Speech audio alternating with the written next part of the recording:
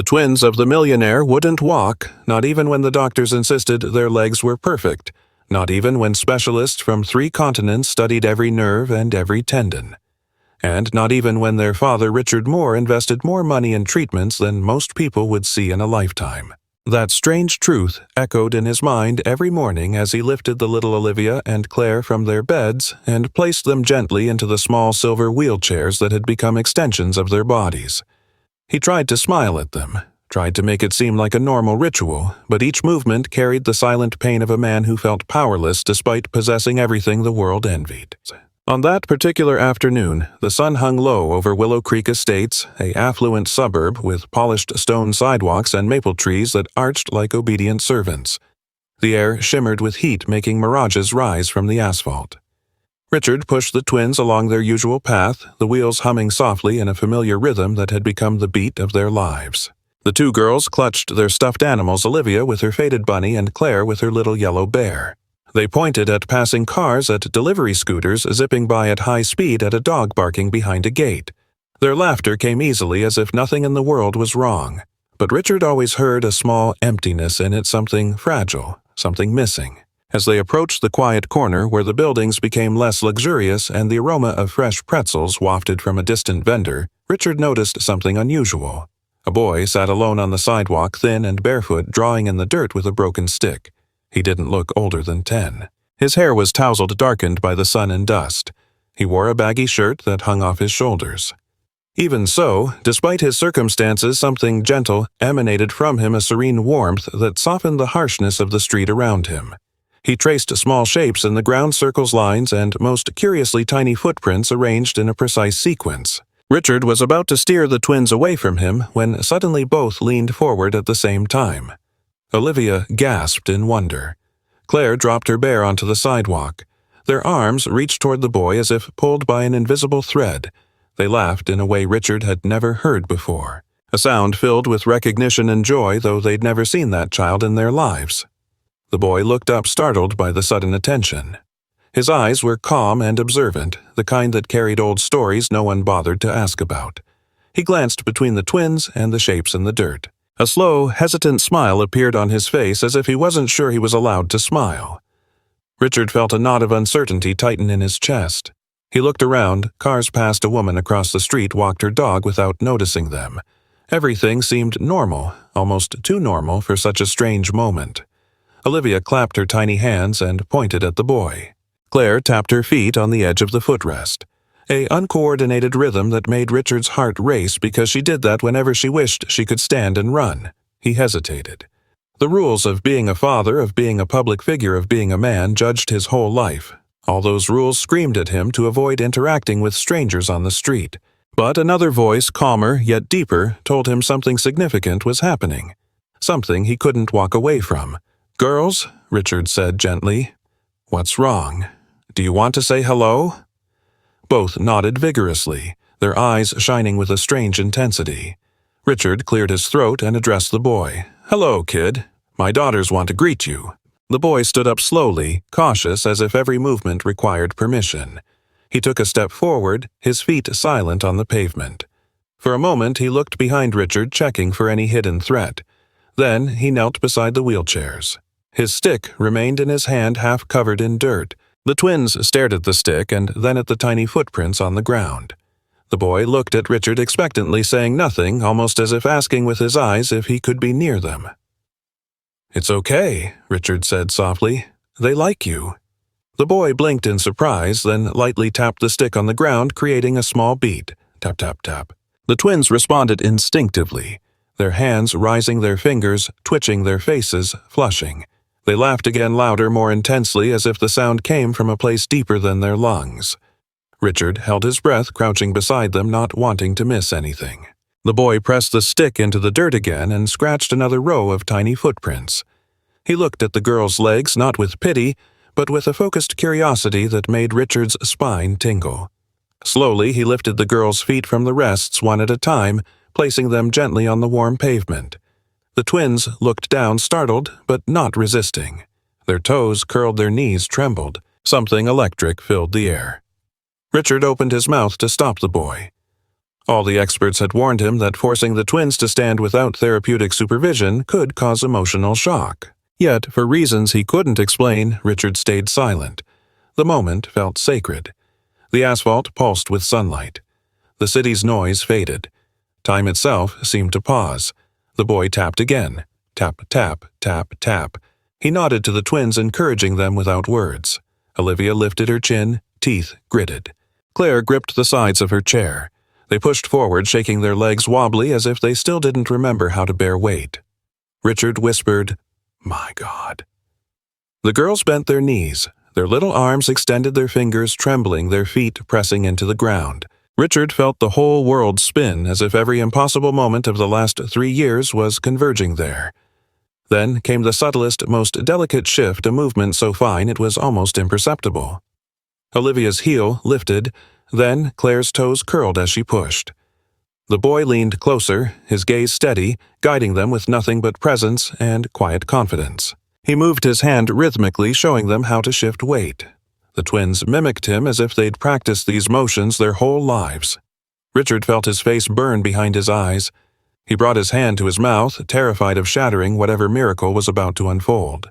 For the first time in their lives, the two girls rose a little, then a bit more and more. Their bodies straightened, their eyes widened. They were standing not fully, not firmly, but standing. Richard's knees buckled. He nearly collapsed to the ground. He wanted to call anyone to witness this moment, but his voice refused to form words. The twins stood there wobbling, clutching the air, but they stood. They stood. The boy whispered something so low, Richard couldn't make it out. A hopeful phrase, perhaps, or a memory that calmed him in tough times. The twins stared at him, absorbing every word of encouragement he offered. For a brief instant, the three moved in a slow, uncertain dance, their bodies trembling, but connected by something invisible and powerful. Richard felt the world breathe.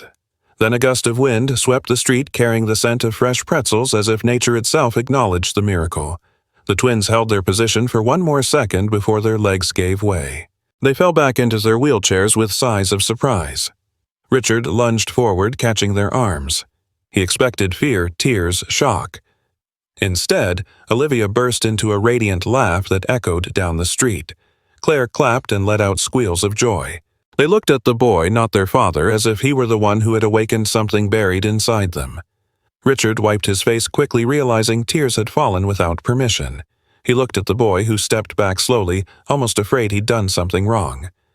"Kid, how did you know to do that?" Richard asked. The boy lowered his gaze. "I just helped," he murmured. Richard felt dozens of questions surge inside him, fluttering like startled birds. How did this boy understand what no professional could unravel? How did the twins trust him instantly? Why did they follow his rhythm? What power or knowledge did this frail child carry? Before Richard could speak again, a passing car honked loudly, breaking the spell. The boy flinched. The twins startled. The noise reminded Richard that the world still existed around them, that this moment was fragile and strange and demanded answers he didn't yet have. The boy stepped back as if about to leave. Richard extended his hand without thinking. "Wait," he said, his voice trembling. "Please tell me your name." The boy hesitated, then whispered Theo. Richard repeated the name softly, savoring it, committing it to memory. Theo, the boy who drew footprints in the dirt, the boy who made the impossible tremble on the edge of becoming real. The twins reached toward him again, their faces pleading for him not to go. Richard's heart raced. Something monumental had begun here. Something beyond science, beyond logic, beyond everything he thought he understood. He had no idea how far it would go, but he knew nothing in their lives would remain the same. He turned to Theo, ready to ask the next question, the one he feared might change everything. But Theo was already stepping closer, kneeling again, and placing his hand gently on Claire's little foot as if preparing to guide her into another movement, another step, another miracle forming before Richard's eyes. Richard watched in silent awe as Theo placed his hand on Claire's foot with a delicacy that belied the hardness of the streets he'd come from. The boy's fingers were slender, a bit scratched, bearing the wear of someone who'd lived far more than his age allowed, but his touch was firm and sure. Claire leaned forward instinctively, her small hand rising to mimic his movement as if understanding a private language he'd never spoken aloud. Olivia followed suit, her eyes shining with fascination, her legs quivering with anticipation, not fear. For a long moment, the world seemed to shrink to that small patch of sidewalk in the gentle rhythm of the taps Theo created with his stick. Tap, tap, tap, tap. It was simple, almost playful, but the twins responded as if it were a signal awakening something dormant within them. Richard felt the hairs on his arms stand up. He'd heard thousands of beats in dozens of therapy rooms, but none had moved the girls like this barefoot boy's tapping had. Then a voice cut through the air, shattering the spell. "Richard, is that you?" Richard stiffened.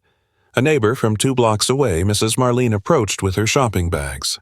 She was known for talking more than listening and spreading news faster than she walked. She narrowed her eyes at the boy kneeling near the Rich twins. "What is this?" she asked suspiciously, suspicion dripping from every syllable. "Who is this child? Why is he touching your daughters?" Theo recoiled instantly as if hit by a strong wind. His shoulders curved inward. His hand slipped away from Claire's foot. The warmth that had enveloped him a moment before evaporated. He took a step back, one foot scraping the ground. Richard raised a hand in reassurance. "It's fine, Marlene. He's just... What? Look at him, Richard. He's alone, filthy, wandering around. You need to be careful. Street kids learn all kinds of things. They know how to deceive, how to take advantage." Theo's jaw tightened. He lowered his head further, not daring to look up. The twins frowned, confused by the tension, their earlier joy fading like a candle in the wind. Richard held back a wave of irritation. He knew Marlene meant well, despite her meddling, but her tone struck at the fear he carried. What if he was being reckless? What if the boy was dangerous? What if he put the twins in harm's way even unknowingly? But then he saw Olivia reach toward Theo again, her hand trembling, her expression begging him not to retreat. Claire's fingers extended with the same instinctive trust he'd witnessed before. The girls didn't fear him. They were drawn to him with an inexplicable magnetism, something pure and intuitive, untouched by adult suspicion. Richard took a deep breath. "Marlene," he said softly, "I appreciate your concern, but please let us handle this." She snorted incredulously, but after hesitating a moment she walked away, still glancing back as if expecting Theo to suddenly cause trouble. When she finally vanished around the corner, the ambient tension eased, though a faint unease lingered in the air. Theo stood frozen, unsure whether to stay or flee. Richard crouched to meet his eye level. "You didn't do anything wrong," he said gently. "Please don't go." Theo's shoulders relaxed only slightly. His fingers gripped the stick, dirt stains dark against his skin. He looked at the twins uncertainly, his expression wavering with something like longing. Richard realized he needed to understand this boy. "What did you do before? How did you know the twins could stand like that?" Theo blinked. "I saw their feet," he whispered. "I saw how they tried to move. I saw they wanted to stand." "You saw that?" Richard asked, astonished.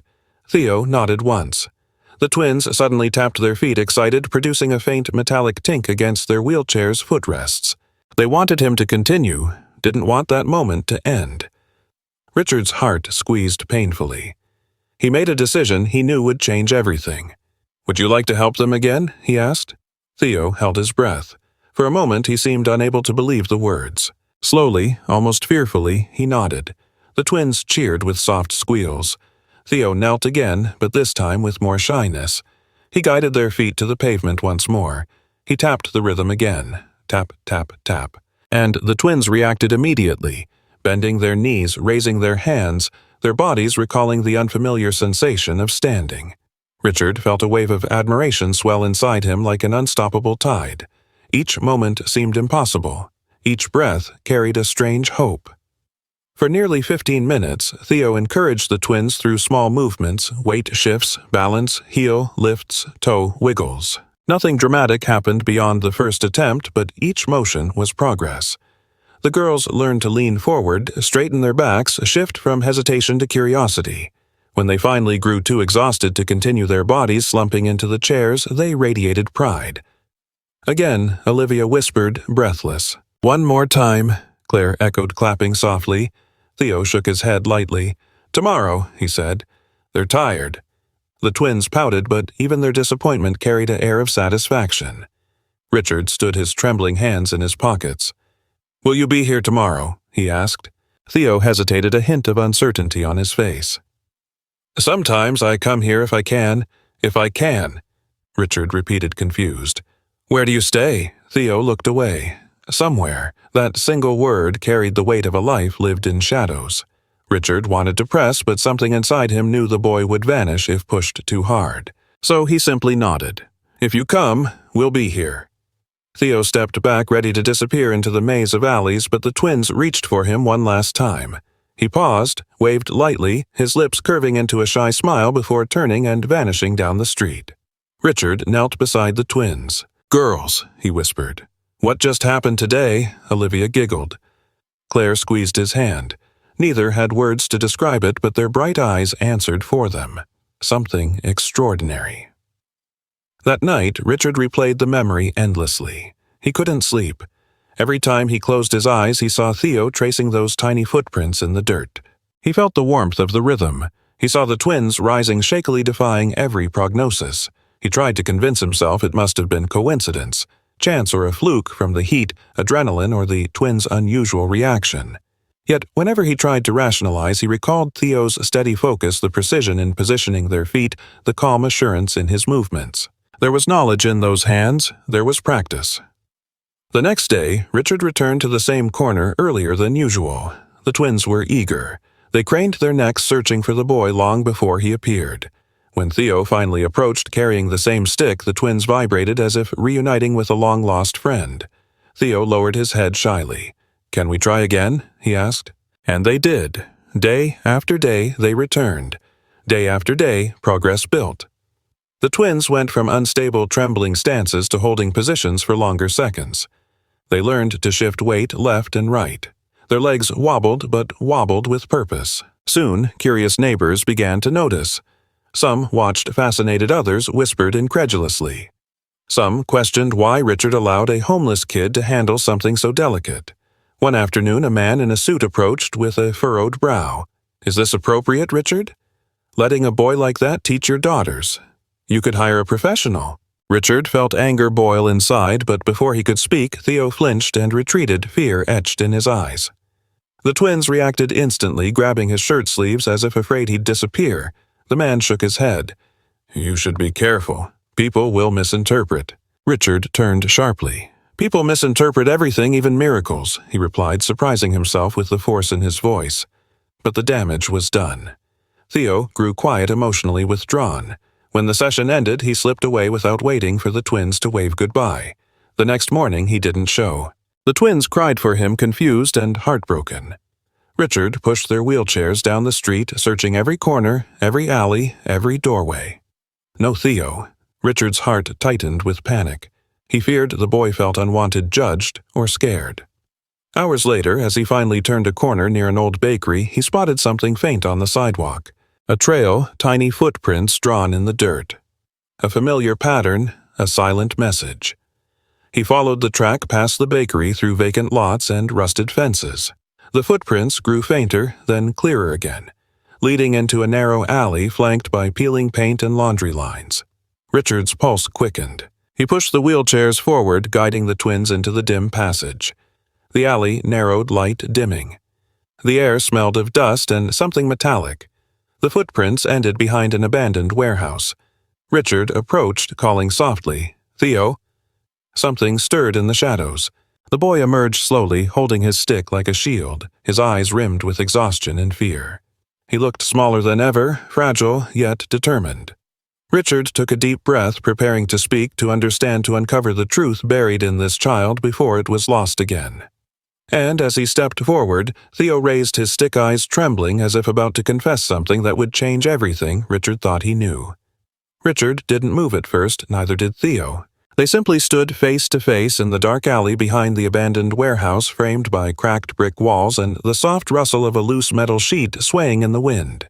The twins watched in silence, their eyes wide fixed on the boy who'd awakened something in them no doctor could reach.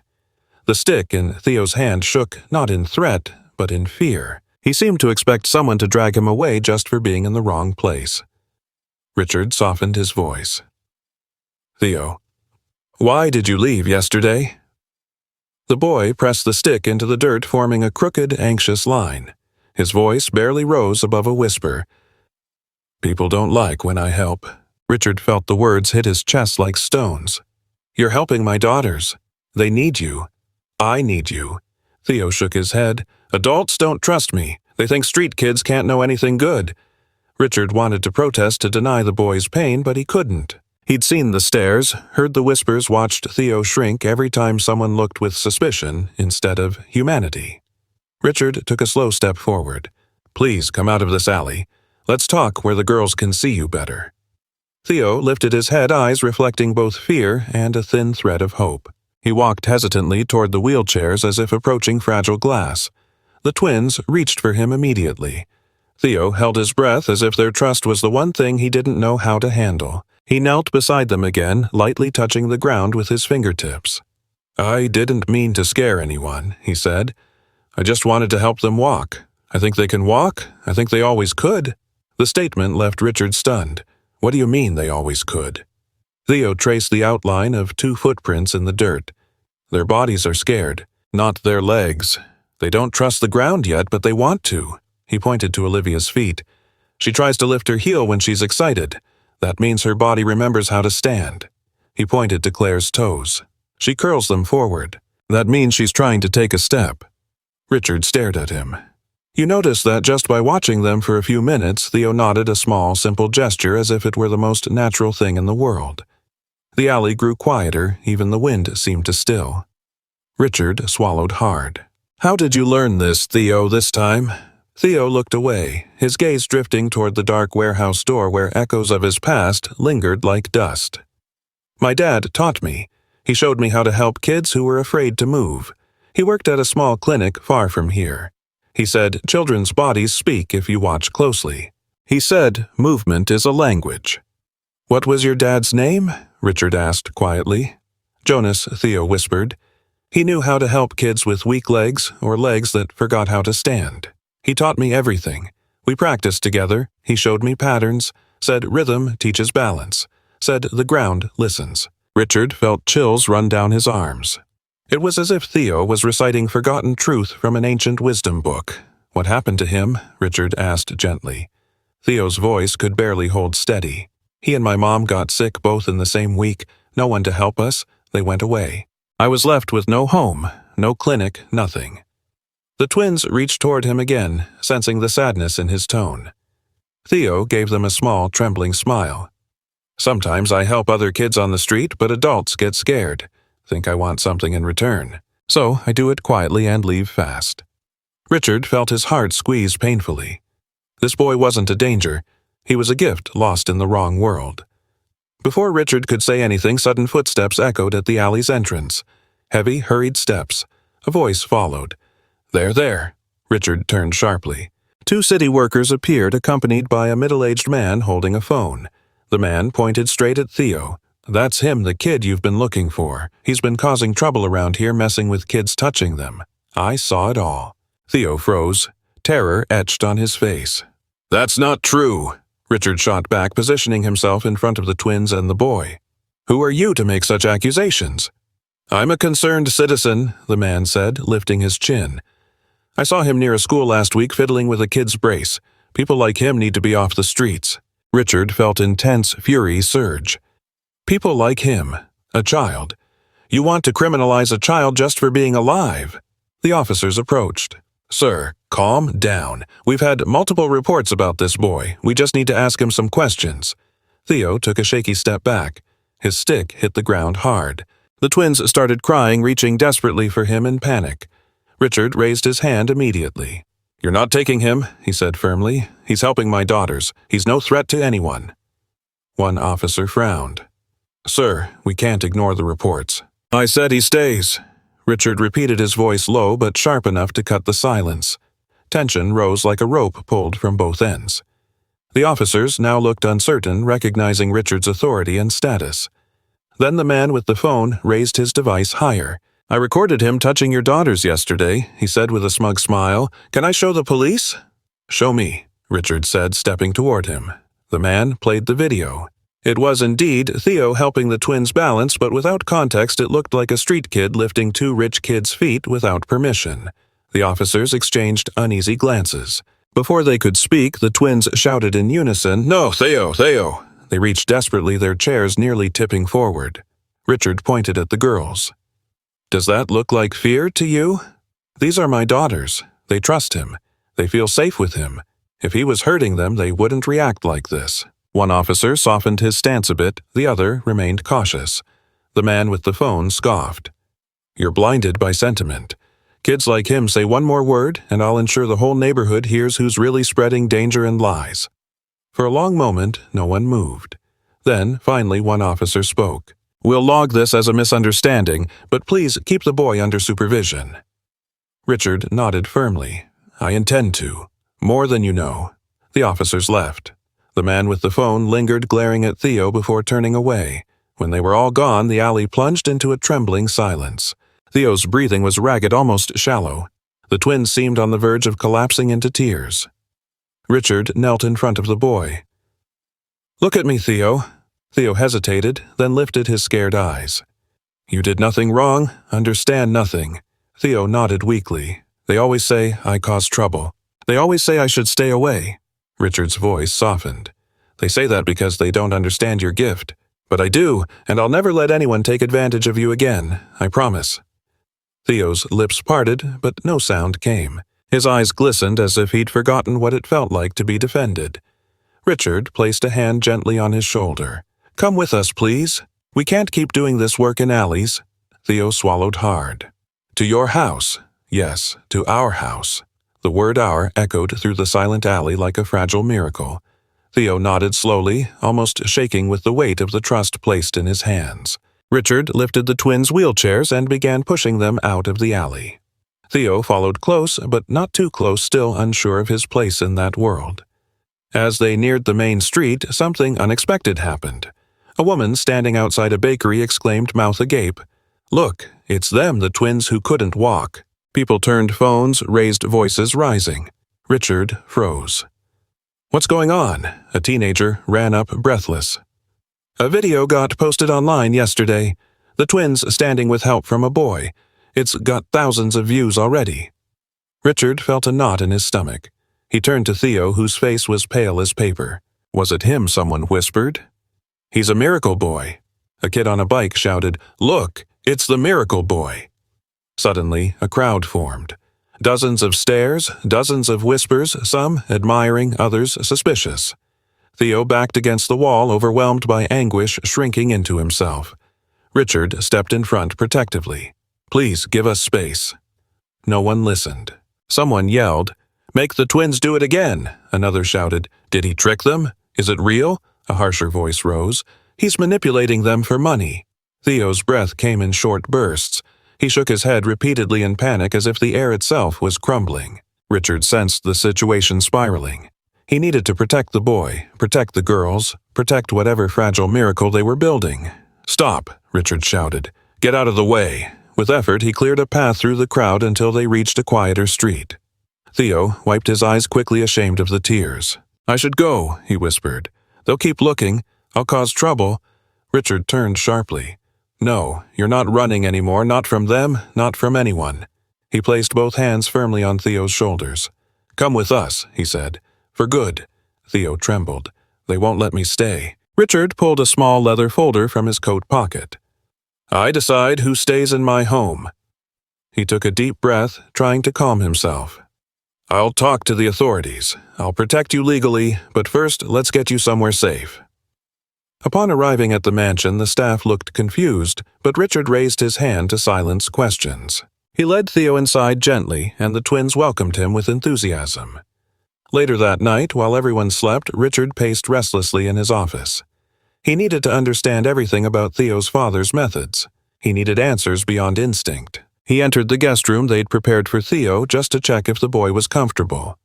The door was ajar, and a beam of moonlight illuminated something on the desk, an old, worn notebook covered in fingerprints and dust. Richard picked up the book and carefully opened the first page. It was a hand-drawn guide, a complete system of rehabilitation techniques, rhythmic training, balance patterns, psychological foundations, all in simple language as if meant to be taught to a child. The name at the bottom of the first page, Jonas Oliver. Richard caught his breath. This notebook was proof. Theo's father had created something extraordinary, a method the world didn't know but desperately needed.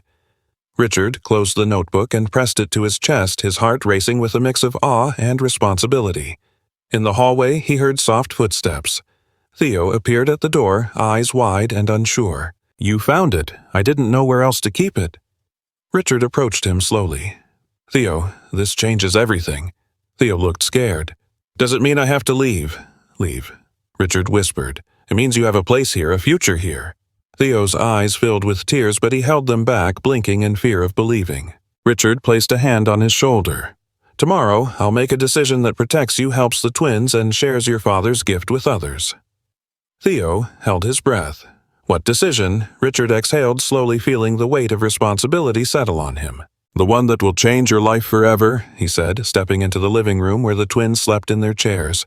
Moonlight casting soft halos around them as he prepared to utter the words that would redefine everything this boy had ever known. The morning sun poured golden light through the grand halls of the Moore mansion, painting the polished floors with warmth and hope. Richard stood in the living room, Jonas Oliver's worn notebook in his hands, feeling the weight of the choice ahead. Theo sat across from him, quiet and tense, his fingers tracing the edge of the small table. The twins, Olivia and Claire in their wheelchairs, bubbled with excitement as if sensing something extraordinary was about to happen again. Richard took a deep breath. He began. "I've seen what you're capable of. I've seen how you help the girls, and I've seen the world misunderstand you, but today that changes. You won't be alone anymore. I want you to live here officially. I'll make sure you're safe, that you get an education, and that your gift, your father's gift, can grow without fear." Theo's eyes widened. "Live here." His voice shook with disbelief. "With you? Yes," Richard said firmly, a smile breaking through the tension he'd carried for weeks. "You'll be part of this family. And more than that, together, we'll help other kids who, like Olivia and Claire, were told they can't walk, that they have limits. You have the knowledge, Theo. You have the sensitivity. You'll teach them." For a moment, Theo just stared. The weight of years on the streets of being told he was nothing pressed down on him. Then, slowly, a shy smile emerged, fragile but genuine. I want to try," he whispered. Richard placed a firm hand on Theo's shoulder. "Then, tomorrow, we start." That night, the mansion staff, initially skeptical, watched in silent admiration as Theo walked the halls with the twins at his side. They practiced gentle steps in the wide sunlit rooms, guided by Theo's patient hands and rhythmic taps on the polished floor. Richard watched from a distance, feeling a surge of gratitude and reverence. He realized this boy, this child who'd lived in shadows, was teaching more than movement. He was teaching trust, hope, and courage. The following week, the mansion transformed. Richard converted a wing into a small rehabilitation center, filling it with soft mats, whiteboards, stools, and open space for kids to move freely. Kids from nearby communities started arriving, each bringing stories of hope and despair, each with legs trembling from fear or weakness. Theo, who once survived on scraps and caution, became their mentor. His gentle voice guided them, teaching them to listen to their bodies, trust their feet, rediscover movement with patience and joy. Olivia and Claire, once confined to their wheelchairs, grew stronger each day. They ran short distances across the polished floors, laughing, turning corners, and occasionally tumbling in joyful stumbles. Theo always encouraged, guiding their steps with the same precision his father had taught him. The girls' laughter, bright and contagious, became the house's anthem, drawing neighbors, friends, and even media attention. But, unlike before, the story now told the truth, a gifted boy once homeless teaching miracles with patience and love. One afternoon, Richard watched Theo kneeling in the new training room's center. The twins had drawn a trail of footprints in chalk on the floor, winding like the paths they'd followed on the corner. Theo's eyes widened as he traced the design, and for the first time he let himself laugh freely, unburdened, and full of wonder. The twins joined him, walking carefully over the chalk lines, each step a victory. Richard watched with tears forming at the corners of his eyes. The footprints' meaning, once simple marks in dirt, had become a symbol of hope and transformation.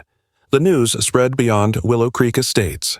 Kids who'd never walked, who'd been told they couldn't, came to the mansion seeking guidance. The blend of Theo's inherited methods, Richard's resources, and the kids' sheer determination created miracles that seemed almost impossible.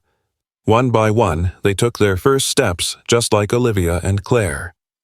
Each success echoed through the neighborhood, inspiring families, teachers, and even strangers across the city. One evening, Richard found Theo sitting alone on the front steps watching the twins play in the yard.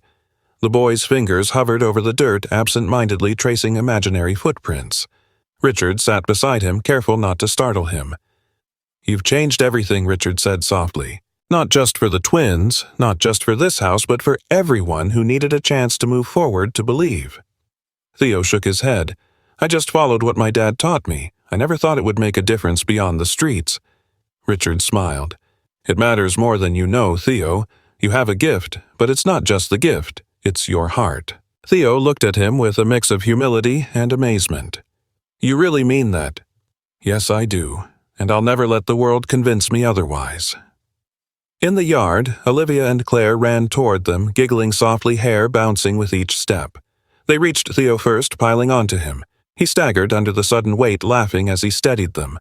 The three tumbled into the grass, the twins chattering happily as the sun cast long golden shadows across the yard. Richard stepped back, taking it all in. The mansion, once a place of sterile wealth and perfection, now resonated with life, with laughter, with the unstoppable rhythm of progress. The footprints in dirt, now replaced by chalk carpet and polished floors, continued to symbolize courage, persistence, and the silent miracles that happen when someone sees potential where others see limits.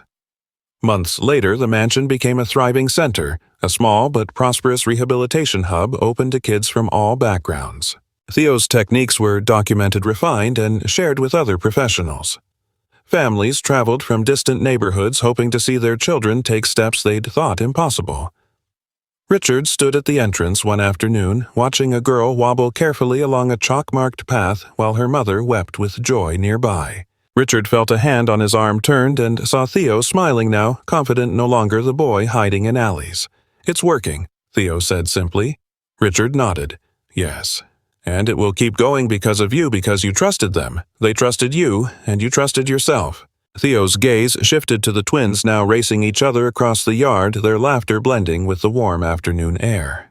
"I never thought I could," he murmured. "Neither did I," Richard replied. But miracles often start where we least expect. The sun set, casting golden light over the yard. The footprints, once drawn in dirt by a barefoot boy, now etched in chalk and memory, traced a path for all who dared to believe. And in that quiet, triumphant moment, Richard realized the truth. Life wasn't defined by wealth or hardship, by status or circumstance, but by the courage to see potential, nurture it, and let miracles unfold. And so the twins ran. Theo guided, and the world watched, forever transformed by a boy who drew footprints in the dirt and a father who finally saw beyond fear and expectation. If this story of courage and love inspired you, subscribe for more heartwarming tales. Share this video with someone who needs hope and leave a comment about which moment touched your heart.